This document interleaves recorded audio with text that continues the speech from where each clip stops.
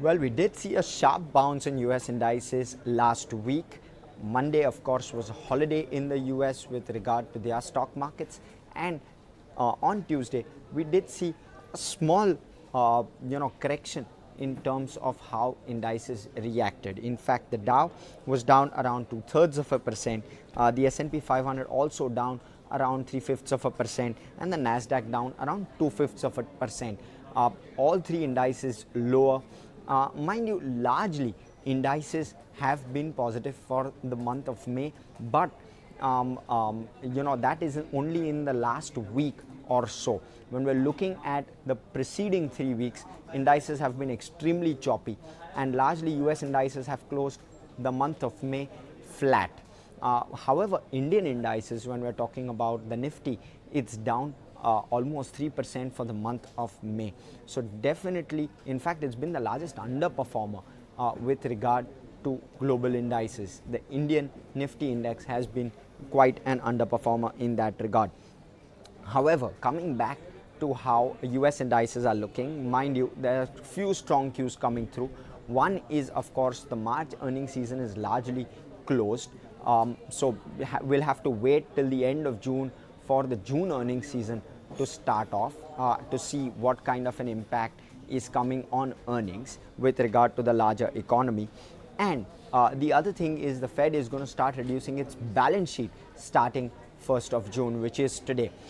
So there will be some impact of that with regard to liquidity as well. So keeping an eye out on a couple of those cues. Also, German inflation, as we did discuss yesterday, came in at the highest point since records started, and EU indices across the EU were quite tepid in trade yesterday. When we're looking at the DAX, it was down 1.3%. Mind you, the German index, the DAX, down 1.3%, largely on the back of that inflation number that came through. The Stock 600 overall Europe was down around 3/4% in trade, and the FTSE was up but just largely flat, up just 10 basis points, 0.1% in trade yesterday. So despite some of these negative cues, Asia has largely started the day mixed, with indices outside of China largely in the green. When we're looking at the Nikkei, it's up around 0.7%. The Shanghai is absolutely flat. The Hang Seng is down around 0.4%, and the ASX 200 again absolutely flat, up just 8 basis points as we speak, and the Kospi is up around 0.6%. So positive for the Kospi as well as the Nikkei as we see it at the moment. The SGX Nifty too is in the red, but marginally in the red, down around 1/5% currently. In terms of commodities, of course, oil is largely in focus at the moment on the back of the sanctions which have been imposed by the EU on Russia and Russian oil. When we're looking at oil currently, it's around that $115 a barrel mark.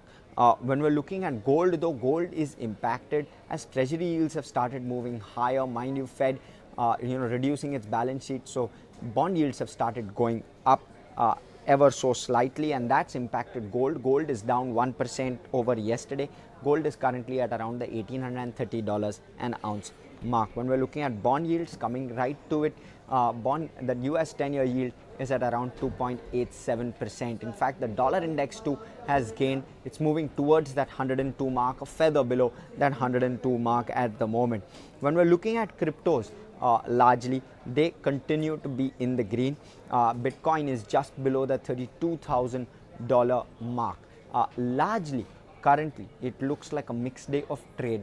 The Indian indices or the SGX Nifty was in fact down over 100 points in early trade. It's currently down around 30 points. So clearly some amount of recovery which has happened since the start of today in early trade, and that's where we see markets at the moment.